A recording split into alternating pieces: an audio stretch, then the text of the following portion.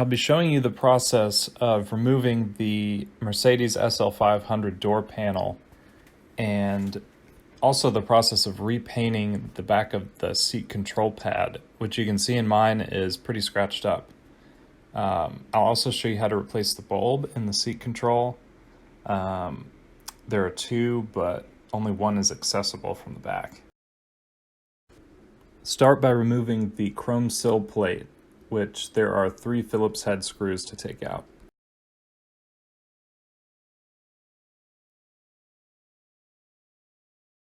Remove the single screw from the black plastic molding around the latch. Next, use a flat screwdriver or a trim puller tool to take off the SRS airbag plastic cover. There will be 1 screw underneath it. Open the side pocket. There's a cover over a screw up front, and there's also a screw towards the back. You'll also be removing this inside mirror cover. Use your plastic trim tool or your flathead screwdriver again to pop it out of place. You'll see there's 1 tab at the top and then another piece at the bottom, which will more than likely get broken. The last screw you'll remove is this one. It's at the bottom of the door panel on the back of the speaker grill.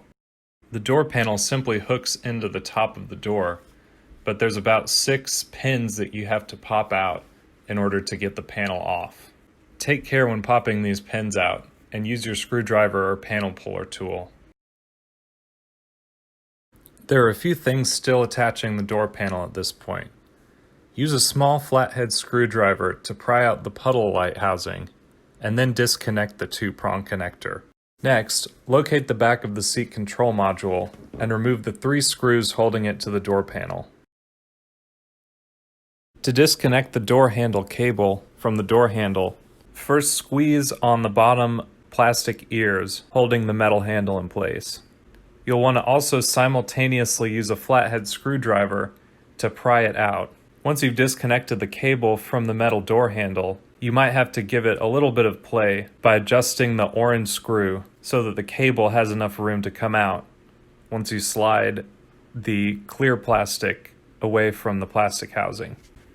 Now that the door panel's off, we can see why it has to come off on these later model cars, because all of this plastic work is riveted in, just like the wood trim and even the speaker grill covers that are clipped in such a way that if you take them off, they will more than likely break, and you'll have to figure out a new way to reattach them.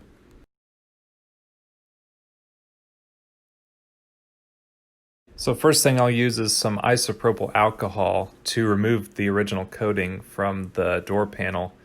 And then we are going to also use painter's tape to protect the vinyl surfaces and 400 grit sandpaper to sand down the plastic before it's painted. You can see again that the original coating just gets scratched up and flakes off in all the places on this hard plastic panel. So as you can see now, I've gotten all of the original coating off, and you're just going to go through with the rubbing alcohol, and I used a bunch of towels to get all of that original gray coating off. You'll notice that I also forgot to tape it off in the first place, so it damaged the vinyl a little bit like I had mentioned before. And now it is almost ready for paint. What you'll do next is just carefully sand this surface with the 400 grit sandpaper to get some of that shininess off. Next, you'll want to take the time to tape off all of the rest of the surfaces of the door panel before painting. I picked a gray paint for my gray interior and a matte clear coat to go over the top, and I chose that because I'm hoping that it will be a bit more durable. Just one thing to remember is when you're getting paints, don't mix different paint types like enamel and acrylic, because that can really have some bad effects due to chemical reactions in the paint. So as you can see, I've got my base coat down. Be sure to get in all of the little cracks and crevices so keep turning either yourself or the door panel as you're painting to get all of those spots. I'm going to let this dry for about 15 minutes, and then I will put my matte clear coat over the top.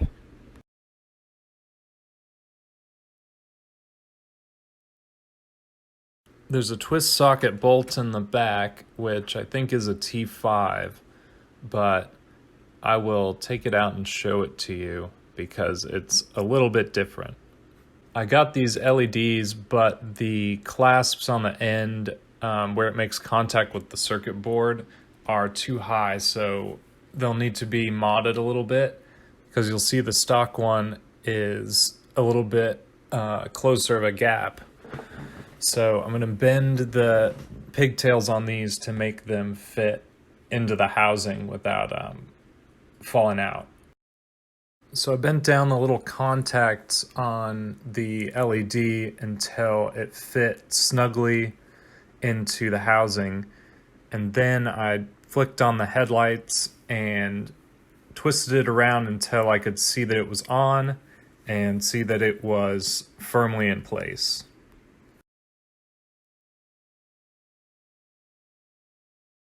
So the final top clear coat is on, and it just needs to cure up, and it's time to put everything back together.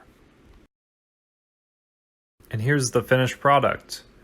I didn't film any of the putting the door panel back on, but it is essentially the reverse of taking it off. The first thing I did was reattach the seat control.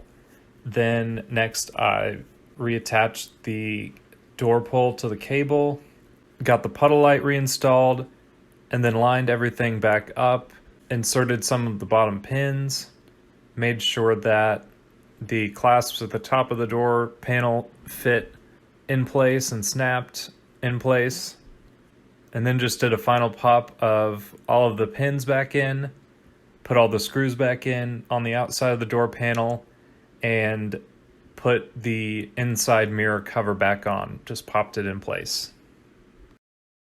You'll see it's definitely an improvement over the original scratched up background of the seat controls. We'll see how it holds up over time, but for now I'm pretty happy with the results.